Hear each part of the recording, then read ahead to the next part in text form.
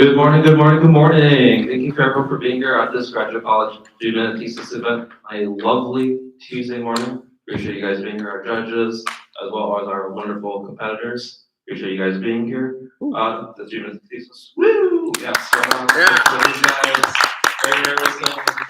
For sure. If you don't mind, we're going to go through our slides really quickly, just to go over a brief recap of what the student thesis is. And you can see from our graduate college what we represent. Appreciate you guys being here for this. Who are you? Me? Oh, yes, okay. I'm David Bornstein, as you can see. I am part of the graduate college. I am the MC, first time doing this, but exciting. Thank you for being here.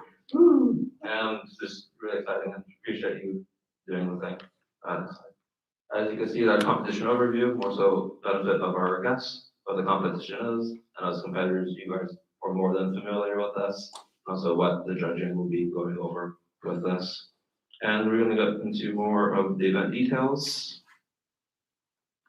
You guys can see I do have a competition as well this afternoon and tomorrow with other heats. But most importantly, is this coming Friday, where the people that are the winner of our competition will be competing for the championship. And hopefully we have a winner amongst us here this morning. Woo! So you guys. History of the 3FT of our lovely denotions of philanthropy.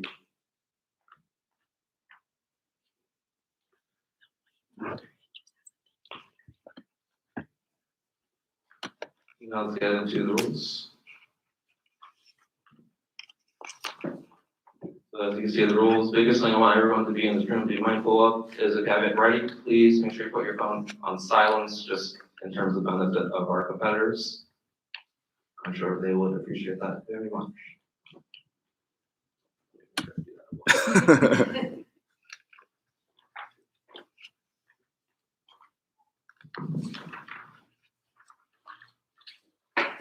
But the most important thing is our judging criteria, or our competitors will be being graded on.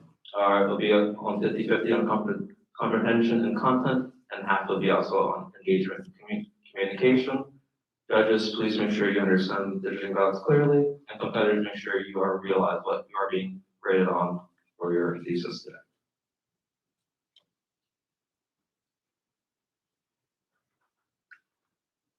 We also want to make sure we thank our volunteers and our sponsors for this morning, afternoon, and everyone else in between. Couldn't be here without you guys. And most importantly, to our judges this morning, who is taking the valuable time with us today. Give it up for you. Again, the happy side. And with that being mentioned, we shall start our wonderful 3MT competition. Contestant number 1. You're ready. Come on in. Our first contestant for this morning, Mr. Amirjavad Ahmadian Hosseini, Ahmadian modified silica material, a potential candidate for direct CO2 capture from the atmosphere. And timer, are you ready? Awesome.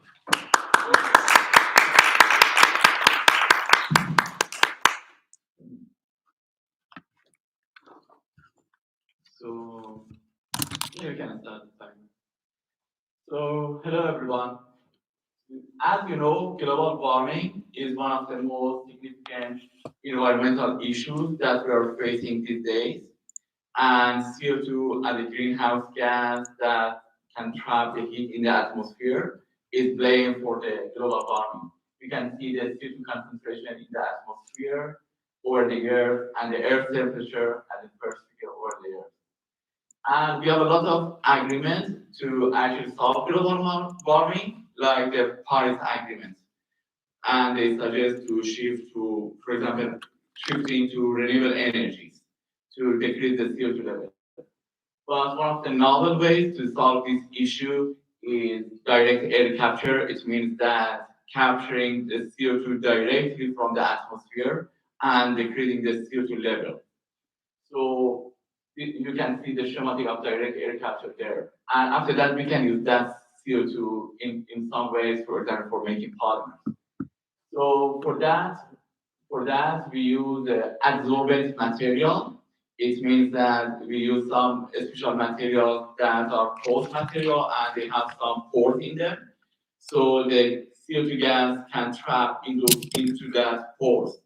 And for example, we use silica as a support material, as that porous material, and we put some amines group inside the pores because amine is a base and CO2 is acid gas, so they can trap the CO2 more easily. Here you can see how we make this material. We call it impregnation method. It means that we add actually some amines, and after a time, when we have a good mixture, we add some silica to it as that support material, and then we dry it. So we have this sample. So we want to see how much CO2 this sample can capture. We use TGA device, which is thermogravimetric analysis. It's a device that has a very sensitive, actually, scale and a very sensitive furnace.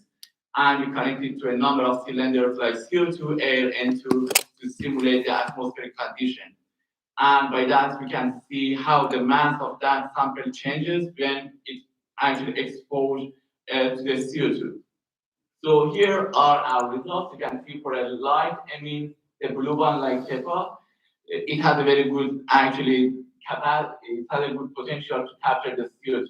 And by increasing the loading, we can have a better actually CO2 capture.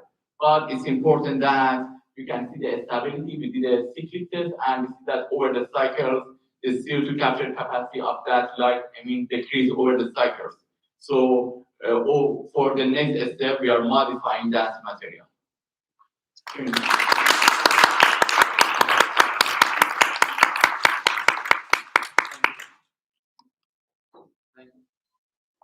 Thank you, first competitors. I'll go on a silent while our judges mark their ballots.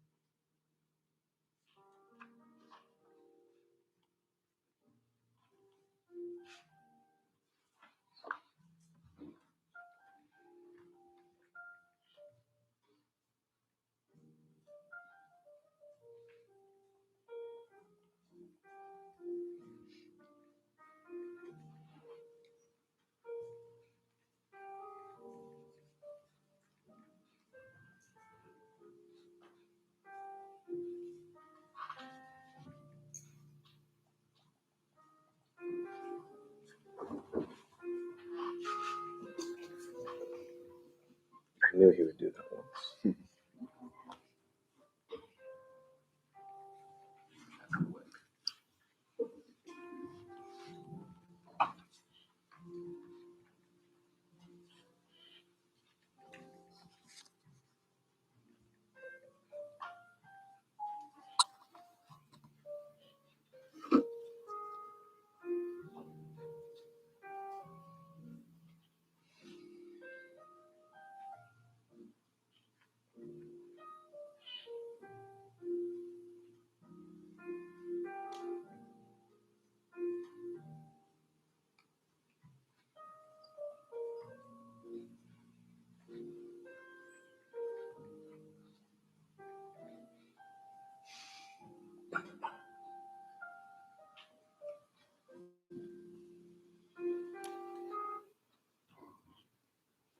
Thank you for the moments. One thing I did forget to mention, Mr. Amirjavad is representing also the College of Engineering and Computer Science. So I did forget to mention that. Now for our second competitor, Rahman. Ms. Diana Fedderman, who is representing the College of Education. Her title, A Critical Content Analysis of Fontas and Pinnell's LLI System.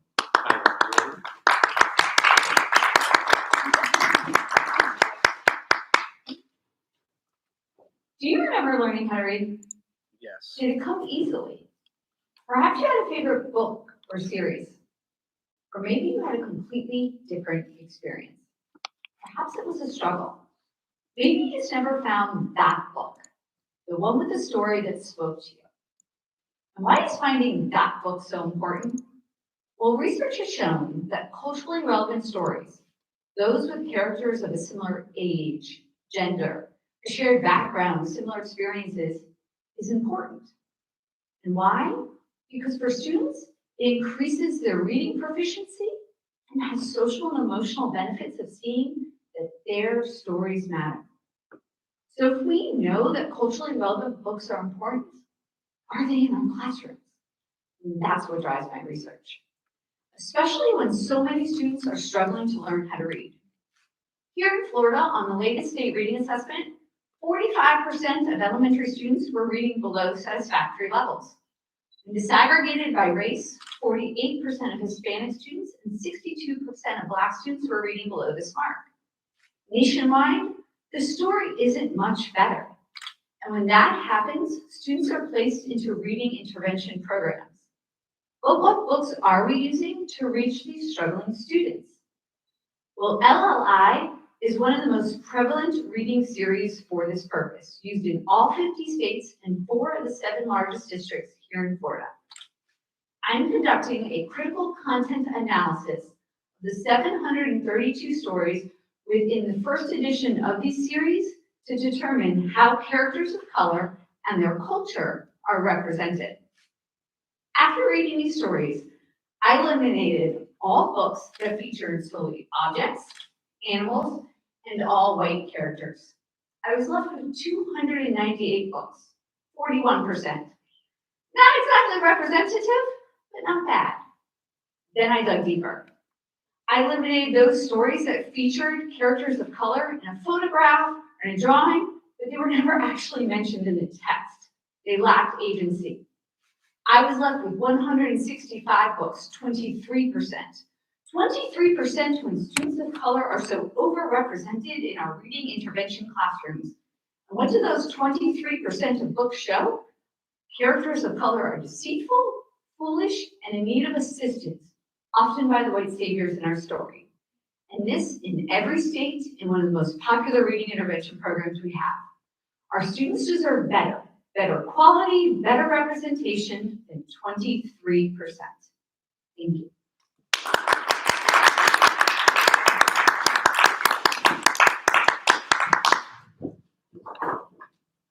Thank you, and please have a moment of silence for our judges.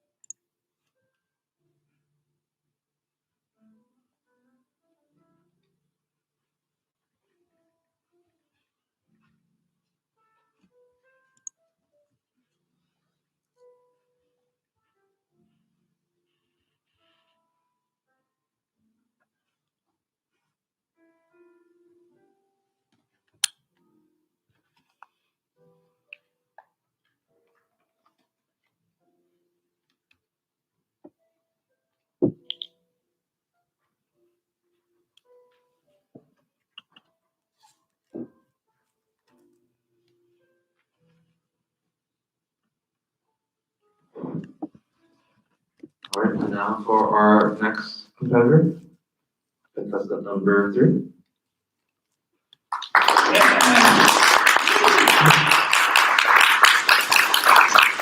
Our contestant today is Ms. Jimenez-Bean, who is representing the College of Social Work and Criminal Justice, titled Perceptions of Post-Traumatic Growth Among Adults with Life Experience in Foster Care.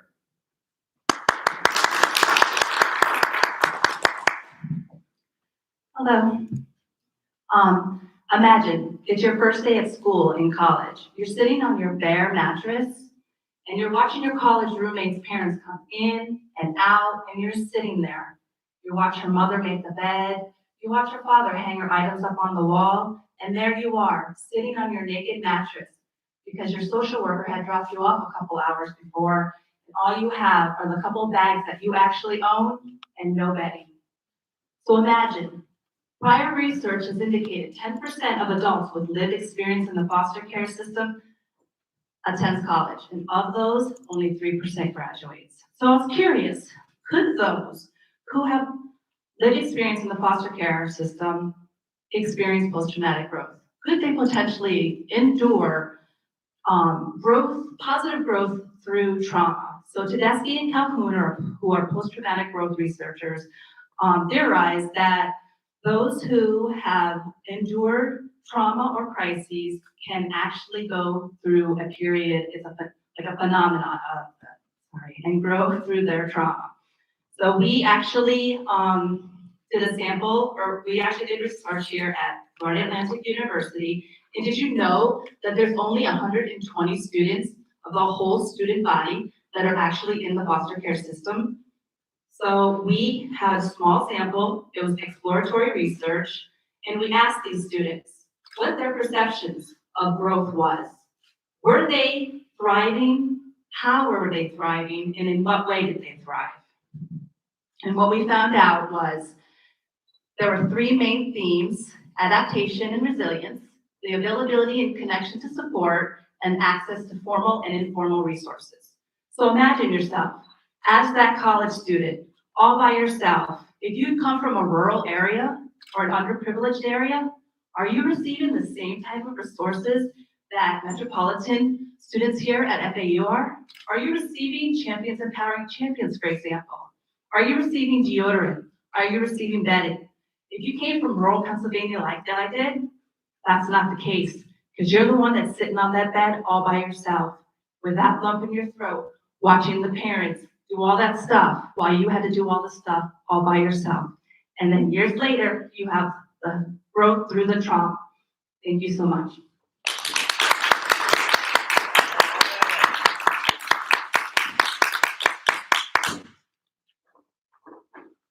Competitor, everybody's have a moment of silence for our judges to mark their ballots.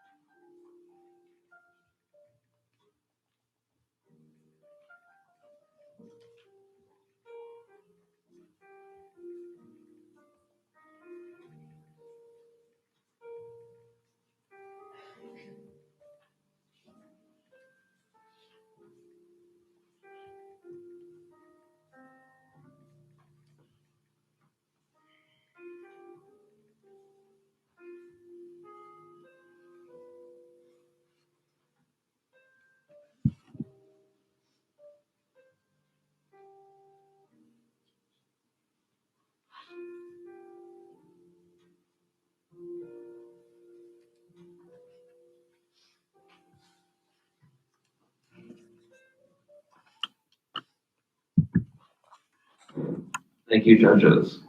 May I please have our next competitor come to the stage?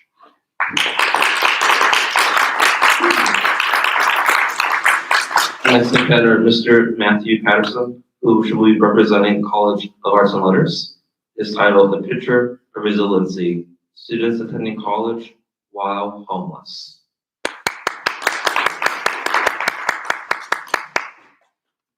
College is seen as a way out of poverty and homelessness, but unstable living conditions make college much harder. My study uses photo voice to explore the experiences of students attending college while homeless in hopes that a better understanding leads to better supports. I asked students to take photographs of anything they felt relevant to their experience attending college while homeless, and then explain them to me in a one-on-one Zoom interview. Afterward, my colleague, Dr. Grote, and I analyzed the transcripts and the photos and identified 4 major themes: trying to move forward, feeling the need to hide, the duality of resources, and necessary supports. I've included examples of each, and their titles are underneath. First, on your left, trying to move forward. All the participants felt college was their best way out of homelessness and poverty. And this student told me that she was in school so that in the future, dinner didn't have to look like this for her and her daughter. Next, feeling the need to hide. This student chose to take a photograph of her windshield on a rainy day. She lived in her car, it was during the COVID-19 shutdowns, and she would park on campus to use the school's Wi-Fi to attend her classes. However, she also told me that every hour she would move across campus to a different parking lot because she was afraid she'd be noticed and she was embarrassed. Or she was afraid security might kick her out. It had happened before at other lots. This stigma had a broader impact though, because 100% of the students said at some point the school did reach out to offer support, and they were hesitant to respond because they didn't want to be identified. To that point, only 50% were enrolled in student-supported programs. Next, the duality of resources. This pertains to situations where help came with it new difficulties. For example, this student was gifted furniture and other supplies by a concerned family member, but since she had nowhere to live, she had to pay for a storage unit, and she was frustrated because now she's paying for it, but she can't use it. Finally, necessary supports. Of course, housing was number one, and this student took a picture of her keys because thanks to a university-supported program and financial aid, she was finally able to move into the dorms. This was her first set of keys, and she was really proud. Other identified needs were laundry services on campus. All the photographs had laundry in them. Next, food assistance, of course, transportation assistance, a 24-hour study hall, and also counseling, because at least half of these students also experienced childhood homelessness, and that came with it a lot of different trauma. Most importantly, though, as I mentioned, stigma was a huge barrier.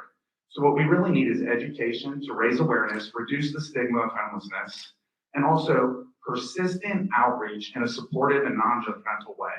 If these students feel supported, and that was the term they used, feel supported, they will engage in services. But right now, we're only reaching about half these students.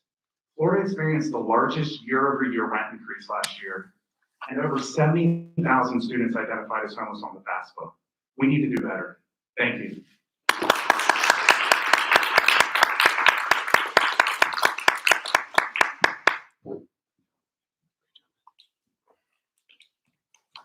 May I please have a moment of silence for our judges?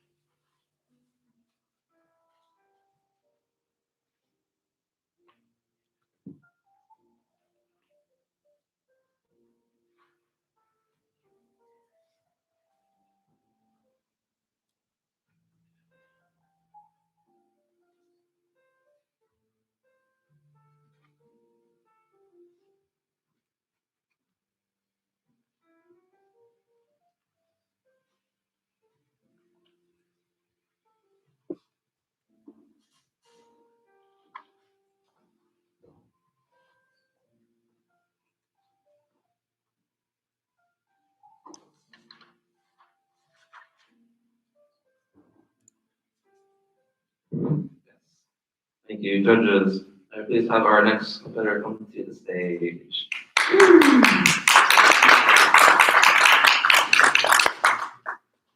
For our next competitor, Miss Megan Spring will be representing the College of Arts and Letters.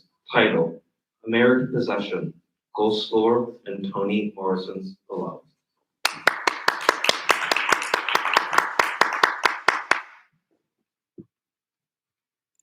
I have this distinct childhood memory. It's cold, my grandfather sets to make a campfire and he gathers us all around it. And he tells a ghost story. And for the life of me, I cannot remember what this ghost story was about, but I remember being utterly terrified.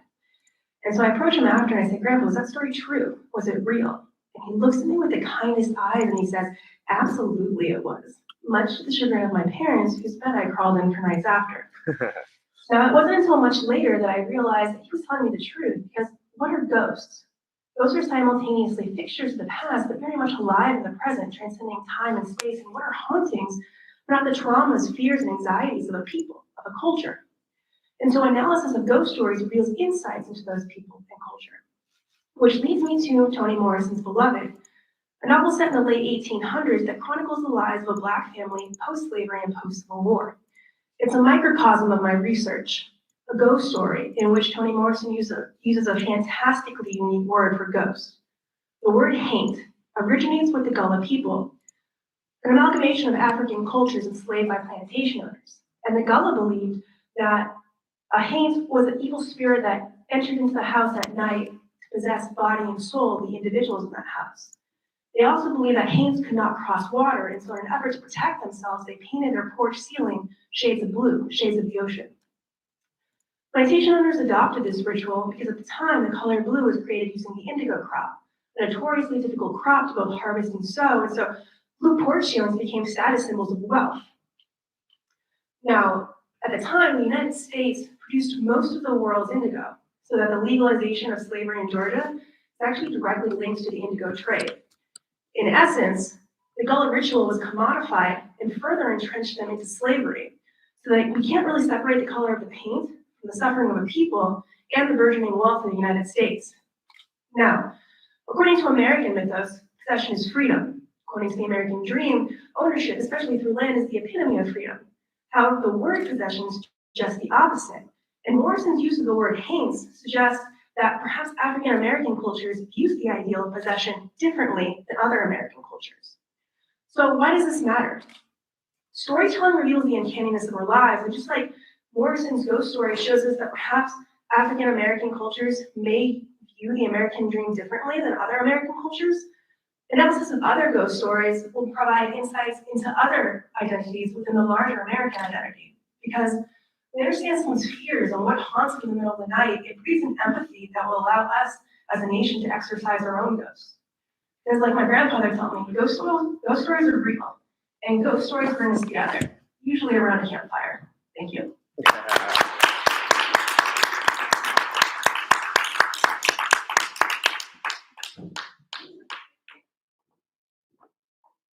And please have a moment of silence for our judges to mark the ballots.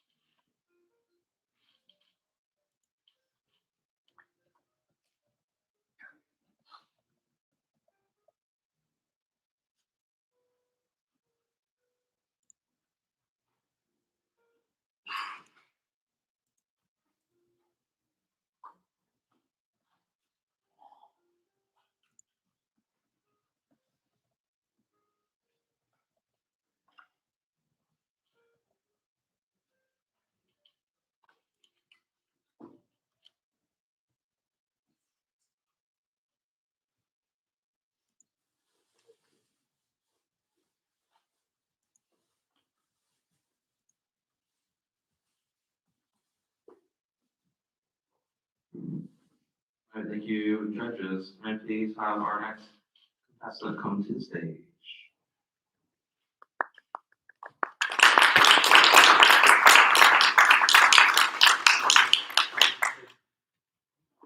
The next contestant this morning, Mr. Mohammed Abdur Rahman. He will be representing the College of Arts and Letters. His title, Silent Crying in U.S. Healthcare, a case of Bangladeshi uninsured in South Florida.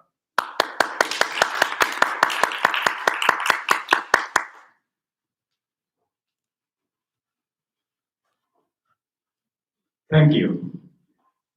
My research focuses on how Bangladeshi immigrant, uninsured immigrant, maintain and manage their health care seekings in the insurance-based and so-called affluent society like US. This is a actually ethnographic study. I mean, this is a qualitative study, and within this study, actually, I want to explore the social inequality in health services. In my research, I have seen a woman just became a mother just 2 days ago, but her government provided insurance has expired. The hospital authority has asked her, we don't bother of your rest of the expenditure of the hospital cost. I have seen in my research, due to the expire of the Medicaid, the newborn's mom couldn't get the follow-up checkup. If they had, she had a C-section, she had infection. In my research, I have seen people, the uninsured people, do not go to the hospital. They do not go to the hospital because actually if they go to the hospital, it would not be possible to buy their foods, it would not be possible to buy their family needs. As a result, they often suffer various diseases, they often suffer various chronic disease, and they're always facing very much silent crying in face of their healthcare seeking. So I think that this is the important thing is that immigrant healthcare is very much important because if immigrants they are the future of the US. If immigrants help poor, the future of America is poor. Thank you very much.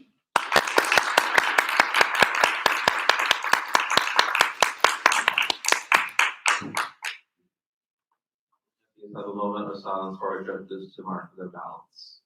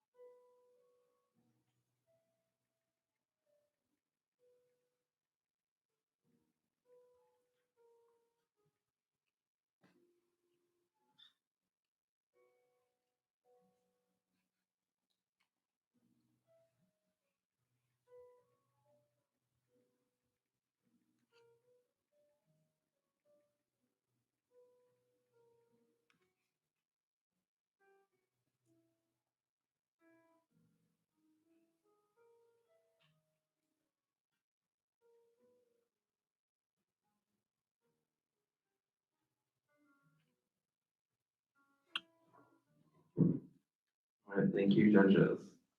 And now for our final competitor for this lovely Tuesday morning. Our last competitor, Miss Marjorie Patterson, who shall be. She will be representing the College of Arts and Letters. Her title, The Influence of Nature, Poetry, and Contemporary Techniques in the Music of John Berg.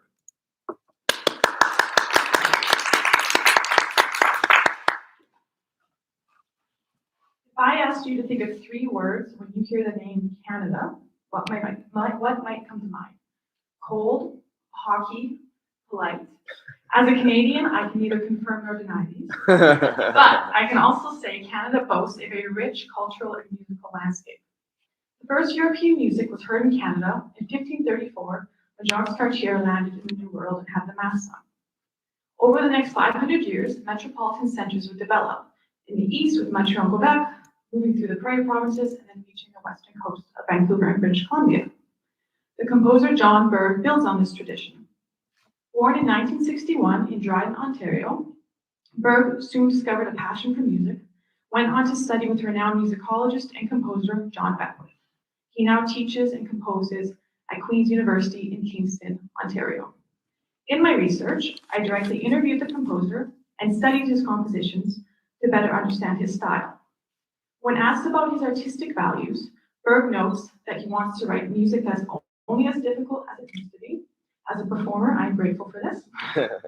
And is to write music that generates an emotional response to the listener and performer.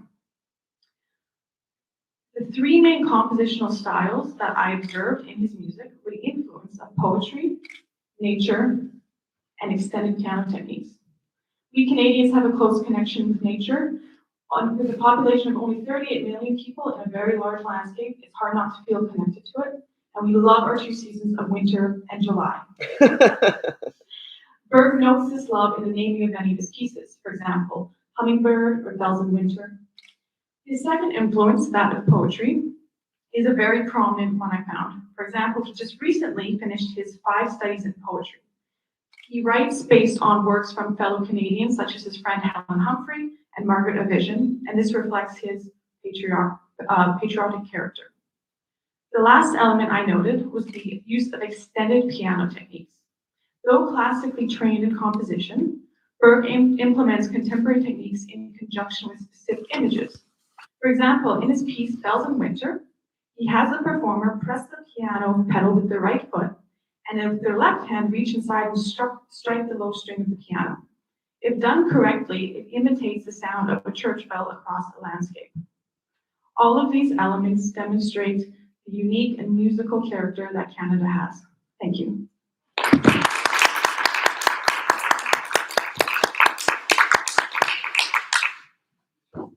May we please have a moment of silence for our judges to mark their ballots.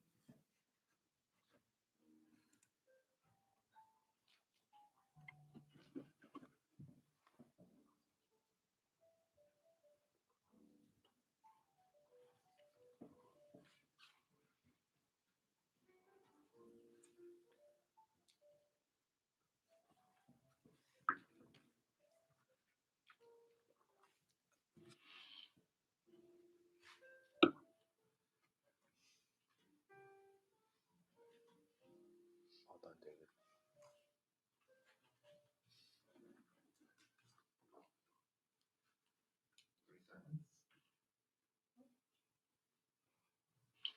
Okay, thank you for our judges and our competitors. Let's get everyone to break.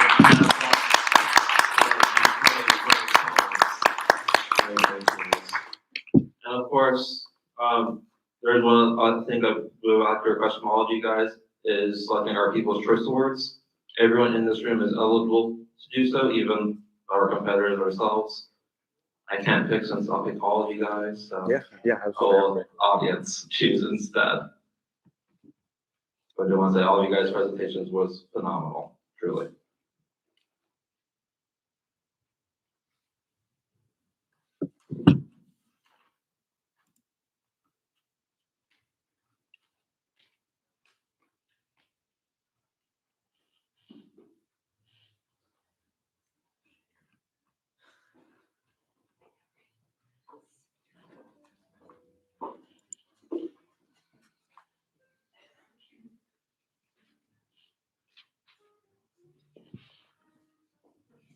You guys did it.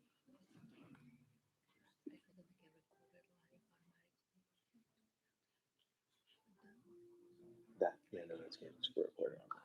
So show them the results right away.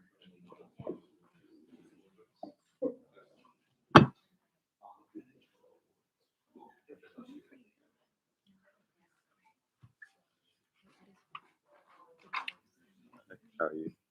Good.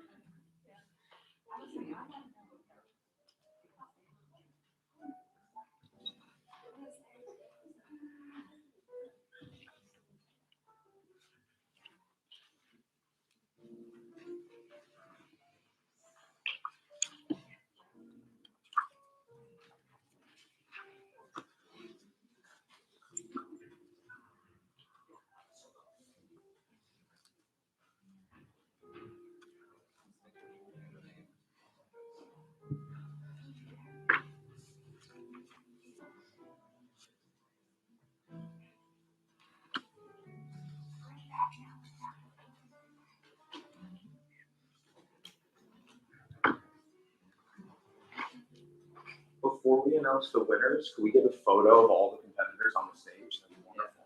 So we're gonna try to just squeeze in as best as we can. We're probably not gonna get the banners in the photo, but that's completely fine.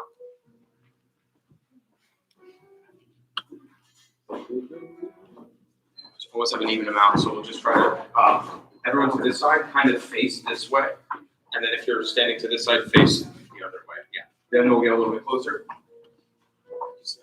I like the U shape. Let's mirror that over here. Yeah. Come on in. There we go. Yeah, and if we make like a little bit of a U, we can actually like make the illusion that we're a little bit closer together. Teresa, if you want to direct it as well for photos, please. You can listen to her. Everybody scooch that way. Stop. Scooch together closer towards the center person. And you lovely person on the end, step back because you'll be out of focus. You're too far ahead of the others. Same with you. If you just take a little step back, excellent. Now smush in a little more. I know disease and all, it's hard. Do you want to bring the banner around? Pardon? Bring the banner around. Well, Austin, do you want to spread your banners out a bit so you see them more? No, it's really okay, yeah. Yeah, we're okay with Gestalt, we'll fill it in. Okay, can I ask this bag come down? This one? Yeah. Thank you. You're fine. No, you're good. Oh, excellent. Now, everybody act like you're happy to be here.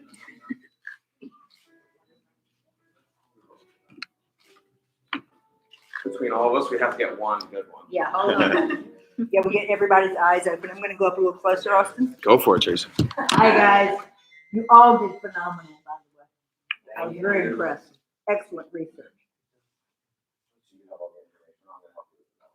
Oh, good. That we should have. If not, we just move eyes from one over.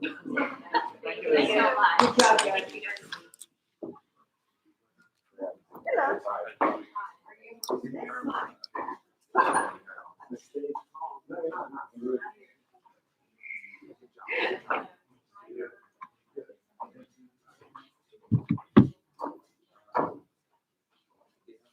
Yep.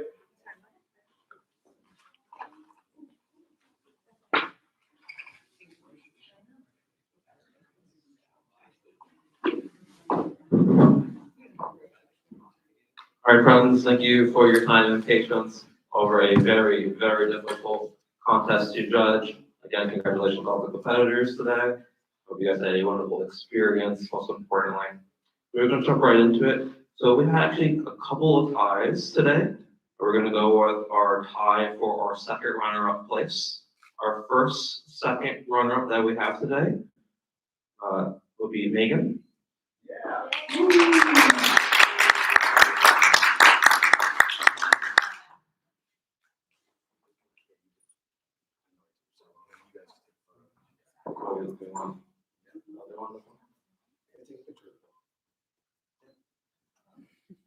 You're wearing the suit, David.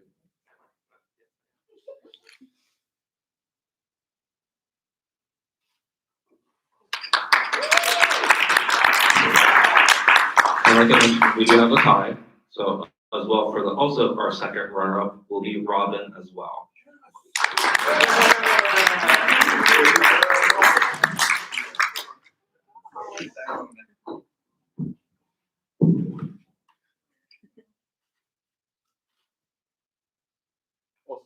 Up.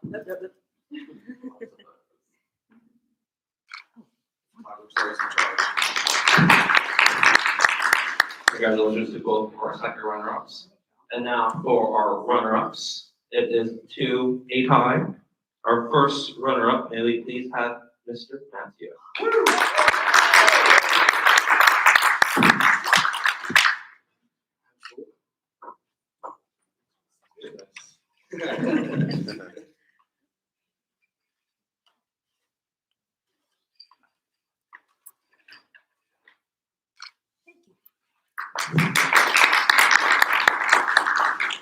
And his tie, may we please have Miss Marjorie as well come up to the stage.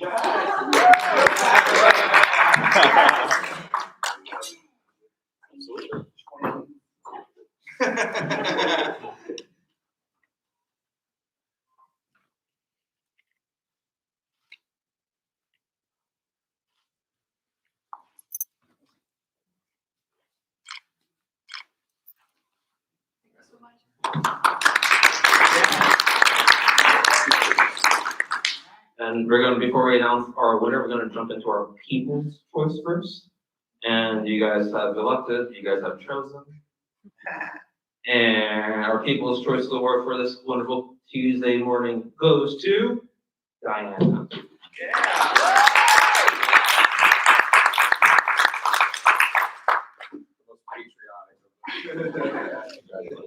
The people have spoken.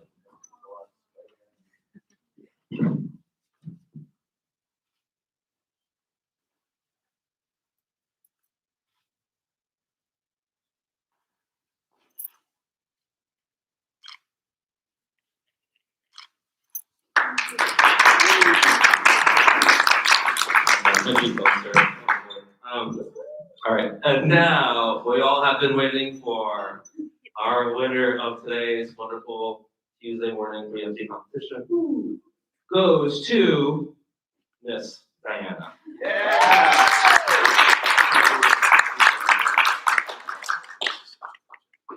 Yes, thank you.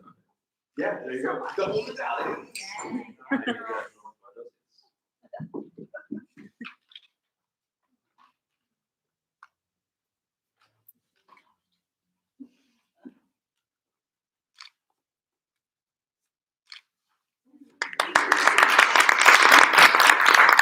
Thank you again for all our competitors and just letting you guys know everyone that has earned a medallion, the local people, will be competing this Friday afternoon at 6 to 8 p.m. 6 to 8 p.m. I hope to see you guys make it better there.